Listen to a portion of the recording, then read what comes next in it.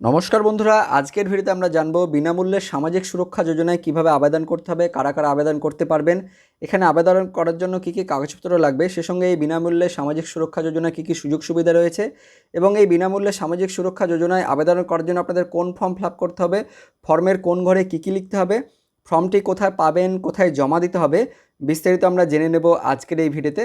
তবে তার আগে আপনি এই ভিডিওটি এখন রাজ্যের যে জেলা থেকে দেখছেন অবশ্যই সেই জেলার নাম ভিডিও কমেন্টে জানিয়ে দেবেন। ভিডিওটি ইনফরমেটিভ হয়ে থাকলে একটি লাইক করবেন, অনেক অনেক শেয়ার করবেন। তো বন্ধুরা, বিনামূল্যে সামাজিক সুরক্ষা যোজনায় সমস্ত ধরনের শ্রমিক বন্ধুরা, মজদুর, দিনমজুর ভাইরা কিন্তু আবেদন করতে পারবেন। অর্থাৎ সরকারি চাকরি না করে থাকলে যে কোনো পরিবারের সদস্যরা বা ফ্যামিলি মেম্বাররা বা এমনকি মেয়েরাও কিন্তু এখানে আবেদন করতে পারবেন, কোনো অসুবিধা নেই।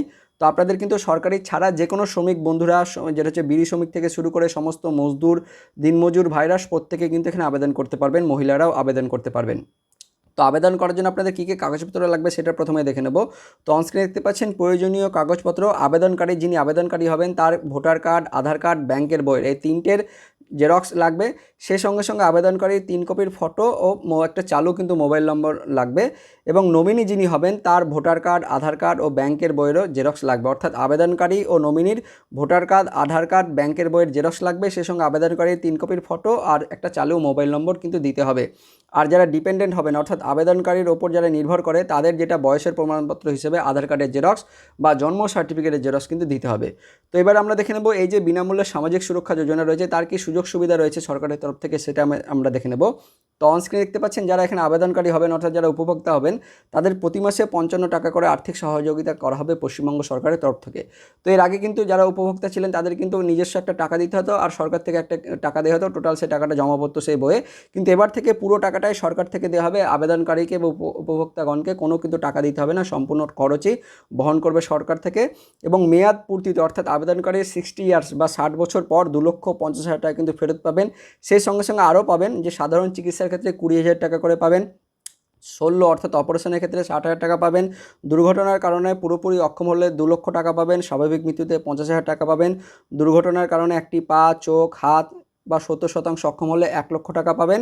সে সঙ্গে সঙ্গে 40% শারীরিক যেটা হচ্ছে অসমর্থতা থাকলে 50,000 টাকাও কিন্তু সরকারের তরফ থেকে এই যেটা রয়েছে যেই সামাজিক সুরক্ষা যোজনা তার মাধ্যমে কিন্তু যারা উপভোক্তা তারা কিন্তু পাবেন। সেই সঙ্গে সঙ্গে যারা সন্তান রয়েছেন অর্থাৎ এই সমস্ত উপভোক্তা যারা সন্তানরা থাকবেন তারাও কিন্তু বিভিন্ন ক্লাসে বিভিন্ন রকম কিন্তু সহযোগিতা পাবেন।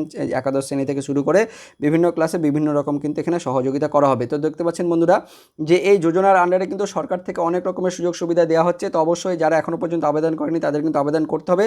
তো কীভাবে এখানে আবেদন করতে হবে? তো এই বিনামূল্যে সামাজিক সুরক্ষা যোজনায় আবেদন করার জন্য আপনাদের যেটা ফর্ম 1 রয়েছে অর্থাৎ 1 নম্বর ফর্ম, সেটা কিন্তু আপনাদের ফিল আপ করে জমা করতে হবে।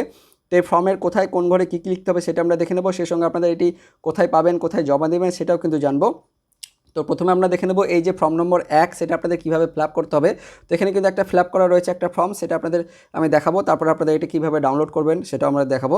তো প্রথমে দেখতে পাচ্ছেন ডান দিকে এখানে একটা কিন্তু আপনাদের পাসপোর্ট সাইজের রঙিন ছবি সাটি দিতে হবে।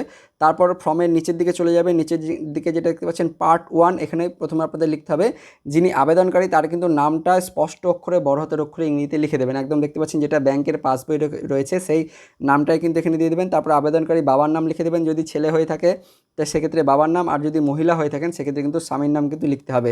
তারপরে যেটা চালু যে মোবাইল নম্বর রয়েছে সেই মোবাইল নম্বরটা কিন্তু এই ঘরে লিখে দিতে হবে। তারপরে বিপিএল আছে কিনা, যদি বিপিএল যদি থাকে সেক্ষেত্রে ইয়েস লিখবেন, আর বিপিএল যদি না থাকে সেক্ষেত্রে নো লিখবেন। তারপরে দেখুন 4 নম্বরে ব্যাঙ্ক অ্যাকাউন্ট নম্বর, যিনি আবেদনকারী তার ব্যাঙ্ক অ্যাকাউন্টের নম্বরটা এখানে লিখে দেবেন।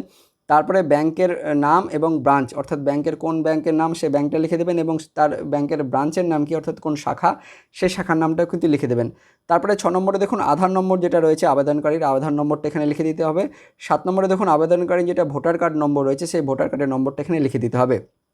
তারপরে 8 নম্বরে দেখুন আবেদনকারীর পার্মানেন্ট অ্যাড্রেস যেটা রয়েছে, যেটা ঠিকানা, যদি গ্রামাঞ্চলের ক্ষেত্রে হয়ে থাকেন সেক্ষেত্রে গ্রাম থেকে শুরু হবে বা কেয়ার অফ দিয়েও শুরু করতে পারেন। তো গ্রাম লিখবেন, প্রথমে গ্রামের নাম, তারপরে পোস্ট অফিসের নাম, তারপরে থানার নাম লিখে দেবেন, তারপরে জেলার নাম লিখবেন, দিয়ে লাস্টে কিন্তু পিন নম্বরটা দেবেন। আর শহরাঞ্চলের ক্ষেত্রে অনস্ক্রিনে দেখতে পাচ্ছেন এইভাবে কিন্তু আপনাদের ফর্মটাতে আপনাদের ঠিকানাটা লিখতে হবে।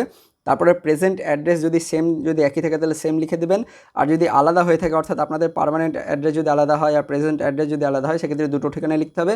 আর যদি একই হয়ে থাকে দুটো ঠিকানা অর্থাৎ আপনি যেখানে থাকেন বা যেখানে আছেন দুটো ঠিকানা যদি একই থাকে তাহলে সেক্ষেত্রে সেম লিখে দেবেন, তাহলে কোনো অসুবিধা নেই। এরপরে দেখুন 10 নম্বরে যেটা রয়েছে যে আপনাদের অর্থাৎ আবেদনকারী যিনি রয়েছেন আবেদনকারীর ব্লকের নামটা লিখতে হবে, গ্রামাঞ্চলের ক্ষেত্রে ব্লকের নামটা লিখে দেবেন, আর শহরাঞ্চলের ক্ষেত্রে মিউনিসিপ্যালিটির নামটা কিন্তু এখানে লিখতে হবে। তারপরে দেখুন বি নম্বরে যেটা রয়েছে 10-এর বি, গ্রামাঞ্চলের ক্ষেত্রে জিপি অর্থাৎ গ্রাম পঞ্চায়েতের নামটা লিখতে হবে, আর শহরাঞ্চলের ক্ষেত্রে যেটা হচ্ছে ওয়ার্ড নম্বরটা কিন্তু এখানে লিখে দিতে হবে। তারপরে দেখুন 12 নম্বরে যে মেরিটাল স্ট্যাটাস অর্থাৎ আবেদনকারী বিবাহিত কি অবিবাহিত সেটা কিন্তু লিখতে হবে। তো আবেদনকারী যদি বিবাহিত হয়ে থাকে সেক্ষেত্রে হচ্ছে ম্যারিড লিখতে হবে, আর আবেদনকারী যদি অবিবাহিত হয়ে থাকে সেক্ষেত্রে আনম্যারিড লিখতে হবে, আর ডিভোর্স যদি হয়ে থাকে সেক্ষেত্রে ডিভোর্স লিখতে হবে। তারপরে দেখুন যদি বিধবা হয়ে থাকে সেক্ষেত্রে উইডো লিখে দেবেন। 13 নম্বরে দেখুন কাস্ট কী কাস্ট রয়েছে, এসসি এসটি না ওবিসি না জেনারেল সেটা লিখে দেবেন। 14 নম্বরে রিলিজিয়ন হিন্দু না মুসলিম না খ্রিস্টান সেটা লিখতে হবে। ডেট অফ বার্থ আবেদনকারী ডেট অফ বার্থ 15 নম্বরে লিখে দিতে হবে। তারপরে বয়স কত হচ্ছে এই ডেট অফ বার্থ অনুযায়ী যেদিন আপনি আবেদনটা জমা করবেন সেই দিনকার আপনার এই ডেট অফ বার্থ অনুযায়ী যা বয়স হবে সেই বয়সটা এখানে লিখে দিতে হবে। তারপরে 17 নম্বর যেটা রয়েছে যে আপনি অন্য কোনো যদি প্রভিডেন্ট ফান্ডের আন্ডারে যদি অন্তর্ভুক্ত থাকেন সেক্ষেত্রে কিন্তু তারা আপনাদের নম্বর লিখতে হবে। তো এটা সবসময় আমরা করবেন যে নট কভার অর্থাৎ এই দাগটা যেটা রয়েছে সেটা কিন্তু এখানে দিতে হবে যে নট কভার, এর উপরে লিখে দেবেন, তাহলে কিন্তু আপনাদের এখানে আর কিছু লেখার প্রয়োজন নেই। তারপরে দেখুন 18-র যেটা হচ্ছে 2 নম্বর যেটা রয়েছে আপনাদের কী করবেন যে এখানে করবেন যে আপনি কী কাজ করেন সেই কাজের নামটা কিন্তু এখানে লিখে দিতে হবে। আপনি যে কাজ করে থাকুন যে কাজই করুন সেই কাজটা কিন্তু এখানে লিখে দিতে হবে। যে দেখুন এখানে যেটা রয়েছে প্রাইভেট টিউটর অর্থাৎ যিনি আবেদন করেন এখানে তিনি কিন্তু বাচ্চাদের টিউশন পড়ান, তো সেক্ষেত্রে এখানে প্রাইভেট টিউটর লিখেছে। তো আপনি যে কাজ করেন সেই কাজে আপনি লিখবেন। আপনি যে কোনো যদি বিড়ি শ্রমিক যদি হয়ে থাকেন তাহলে বিড়ি শ্রমিক লিখবেন, যে কোনো যদি আপনি অন্য কোনো যদি মজদুর যদি হয়ে থাকেন তাহলে মজদুর লিখবেন। যেটা আপনি কাজ করেন সে কাজের নামটা কিন্তু এখানে লিখে দিতে হবে। তো তারপরে আপনাদের এবার নিচের দিকে চলে আসুন। নিচের দিকে দেখুন আপনি যেটা আয় করেন আপনার যেটা মান্থলি যেটা ইনকাম সেটা অর্থাৎ মাসিক যে ইনকাম সেই ইনকামটা কিন্তু এখানে লিখে দিতে হবে। আর আপনাদের বলে রাখি যে 6,500 টাকার বেশি কিন্তু আপনাদের ইনকাম কিন্তু হবে না, 6,500 টাকার নিচেই কিন্তু এই ইনকামটা রাখতে হবে, তাহলে কিন্তু আপনারা এখানে যেটা হচ্ছে আবেদন করার যোগ্য হবেন। তাহলে আপনাদের ইনকামটা 6,500 টাকার নিচে কিন্তু রাখতে হবে। তারপরে 20 নম্বরে দেখুন আপনাদের এখানে কিছু লেখার দরকার নেই, দিয়ে একদম এখানে আপনাদের সিগনেচারটা করে দিতে হবে, অর্থাৎ আপনাদের সইটা এখানে করতে হবে, বাংলা হোক ইংরেজিতে হোক সেটা আপনাদের সইটা কিন্তু এখানে করে দিতে হবে। এরপরে পরের পাতা আপনাদের চলে যেতে হবে। পরের পাতা কী রয়েছে আপনাদের আমি দেখাবো। তো পরের পাতা যেটা রয়েছে পার্ট 2 দেখতে পাচ্ছেন। পার্ট 2 হচ্ছে আপনাদের এখানে যেটা লেখা রয়েছে যে details of family members fully dependent on the applicant, অর্থাৎ যিনি আবেদনকারী এখানে রয়েছেন এখানে, তো তার উপরে যারা যারা নির্ভর করছে তাদের কিন্তু নামগুলো দিতে হবে। তো দেখতে পাচ্ছেন এখানে যিনি আবেদনকারী তার বাবা মায়ের নামটা এখানে দিয়েছেন, তো আপনার ক্ষেত্রে অন্যান্য সদস্য যারা রয়েছেন প্রত্যেক সদস্যের কিন্তু নাম দিতে হবে। তো এইভাবে সিরিয়াল নাম্বার দিবেন, তারপরে প্রথম সদস্যের নামটা লিখে দেবেন, বড় হাতের অক্ষরে লিখে দেবেন ইংরেজিতে, তারপরে তার সম্পর্কে কী হচ্ছে না অর্থাৎ আবেদনকারীর সম্পর্কে কী হচ্ছে এই যিনি 1 নম্বরে রয়েছেন তিনি কে, সে সম্পর্কটা এখানে লিখতে হবে। ছেলে যদি হয়ে থাকে ছেলে, সন, মেয়ে যদি হয়ে থাকে ডটার, বা ওয়াইফ যদি হয়ে থাকে ওয়াইফ, আর বাবা থাকলে ফাদার, মা থাকলে মাদার, এইভাবে লিখে দিতে হবে। আর সেক্স মানে হচ্ছে পুরুষ না মহিলা, মহিলা হয়ে থাকলে হচ্ছে ফিমেল হবে, আর পুরুষ হয়ে থাকলে মেল হবে। তারপরে ডেট অফ বার্থ কী রয়েছে অর্থাৎ জন্ম তারিখটা এখানে লিখে দেবেন। তারপরে দেখতে পাচ্ছেন এখানে যে অন্য কোনো যদি থাকে যদি কোনো রেজিস্ট্রেশন নম্বর সেই রেজিস্ট্রেশন নম্বরটা দিবেন, না থাকলে কোনো অসুবিধা নেই। তারপরে আধার নম্বরটা যদি থাকে এখানে লিখে দেবেন। একইভাবে অন্যান্য যে সমস্ত সদস্যগুলো রয়েছে ডিপেন্ডেন্ট অর্থাৎ ওই আবেদনকারীর উপরে যারা যারা নির্ভর করছে তাদের কিন্তু নামগুলো পরপর এইভাবে একইভাবে সিরিয়াল ওয়াইজ লিখে দিতে হবে। প্রত্যেকটা সদস্যের যারা যারা নির্ভর করছে তাদের নামটা কিন্তু লিখে দিতে হবে এইভাবে, একইভাবে দেখে দেবেন, এইভাবে লিখে দেবেন। তারপর নিচের দিকে এখানে একটা কিন্তু আবেদনকারী আবার সই করতে হবে। আপনারা কিন্তু টিপ সই করতে পারেন, বাংলাতে সই হোক ইংরেজিতে সই হোক বা টিপ সই যে কোনো কিছু কিন্তু আপনারা এখানে করতে পারেন, অর্থাৎ এখানে যেখানে যেখানে আপনাদের সই রয়েছে এখানেও করতে পারেন। তারপরে যেটা প্রথমে দেখালাম যে সইটা সেখানেও আপনারা করতে পারেন। যেখানে আপনাদের সই রয়েছে আপনারা কিন্তু 3 রকমের সই করতে পারবেন, বাংলা হোক ইংরেজিতে হোক বা টিপ সই করতে পারেন। তারপরে দেখুন পার্ট নম্বর 3 এখানে যেটা রয়েছে আপনাদের নমিনি, যিনি বা যাকে আপনি নমিনি করবেন তার নামটা কিন্তু এখানে লিখে দিতে হবে। তো দেখুন এখানে যেটা করেছে যে বাবাকে কিন্তু নমিনি করা হয়েছে, তো আপনি আপনার মেয়েকে বা যেটা হচ্ছে ছেলেকে বা স্ত্রীকে বা বাবা বা মাকে যে কাউকে কিন্তু আপনি কিন্তু নমিনি করতে পারেন, সেক্ষেত্রে তার নামটা এখানে লিখে দেবেন, তার সাথে কী সম্পর্ক হচ্ছে সেই সম্পর্কটা লিখবেন। তারপরে যেটা হচ্ছে পুরুষ না মহিলা হয়ে থাকলে ফিমেল, আর যেটা হচ্ছে পুরুষ হয়ে থাকলে মেল অর্থাৎ এম লিখতে হবে। ডেট অফ বার্থ অর্থাৎ জন্ম তারিখটা লিখে দেবেন। তারপরে এখানে ব্যাংকের অ্যাকাউন্ট অর্থাৎ নমিনি যিনি যাকে করবেন তার ব্যাংকের অ্যাকাউন্ট এখানে লিখে দিতে হবে, আর কোন ব্যাংকের নাম সেই ব্যাংকের নাম এবং সেই ব্যাংকের যেটা হচ্ছে ব্রাঞ্চের নামটাও লিখে দিতে হবে। তো আপনি এখানে সর্বোচ্চ 2 জনকে নমিনি করতে পারেন। তো যাকে যাকে নমিনি করবেন তার কিন্তু আধার কার্ড, ভোটার কার্ড আর ব্যাংকের বইয়ের পাসবুকের কিন্তু জেরক্স অবশ্যই লাগবে।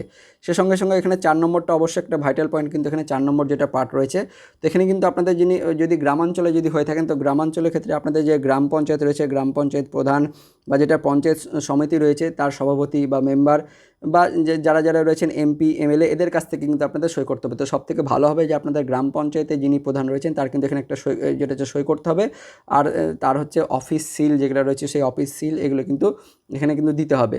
আর শহরাঞ্চলে যদি হয়ে থাকেন সেক্ষেত্রে আপনাদের chairman, vice chairman, councillor, commissioner এই সমস্ত মিউনিসিপ্যালিটি যারা রয়েছেন তাদের কিন্তু সিগনেচার করাতে হবে। এই জায়গাটা কিন্তু অবশ্যই আপনাদের কিন্তু মাস্ট, এই জায়গাটা কিন্তু সিগনেচার করাতে হবে, নাহলে কিন্তু আপনাদের জমা কিন্তু নেওয়া হবে না এই ফর্মটি।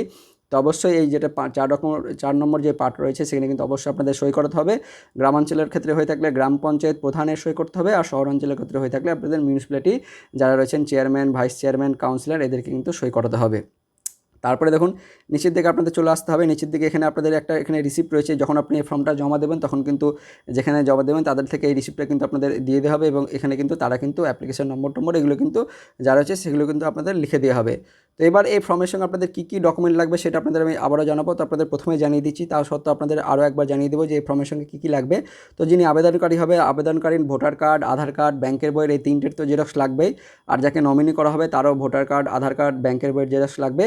সে সঙ্গে সঙ্গে আবেদনকারী 3 কপির ফটো লাগবে, আর একটা চালু মোবাইল নম্বর লাগবে। আর যারা ডিপেন্ডেন্ট হবেন বা যারা এই আবেদনকারীর উপর নির্ভর করছে তাদের প্রত্যেকেরই আধার কার্ডের কিন্তু জেরক্স অবশ্যই দিতে হবে। তো এবারে ফর্মটা আপনি কোথা থেকে পাবেন?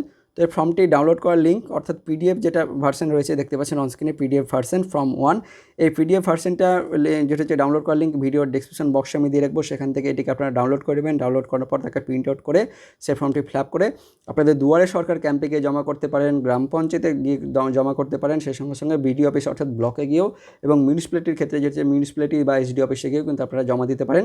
যেভাবে বললাম সেভাবে ফিল আপ করে যে সমস্ত ডকুমেন্টগুলো দিয়ে আপনাদের কিন্তু এটা জমা করতে হবে। এবং সেই সঙ্গে সঙ্গে আপনাদের জানিয়ে রাখি যে ইতিমধ্যে কিন্তু বিনামূল্যে সামাজিক সুরক্ষা যোজনার অনলাইনে কীভাবে আবেদন করতে হবে সেটা অলরেডি কিন্তু শুরু হয়ে গেছে। তো আপনারা অনলাইনেও আবেদন করতে পারেন, কিন্তু অনলাইনে করার থেকে কিন্তু অফলাইনে করা কিন্তু ভালো হবে। তো আপনারা কিন্তু অফলাইনেও করতে পারেন। তো এই ছিল এই বিনামূল্যের সামাজিক সুরক্ষা নিয়ে একটা কিন্তু আপডেট। তো আপডেটটি ভালো লাগলে অবশ্যই একটা লাইক করবেন এবং ভিডিওটি অনেক অনেক শেয়ার করবেন যাতে প্রত্যেকেই জানতে পারে। তো দেখা হচ্ছে পরবর্তী আপডেট নিয়ে, ততক্ষণের জন্য বন্দে মাতরম, জয় হিন্দ, টাটা।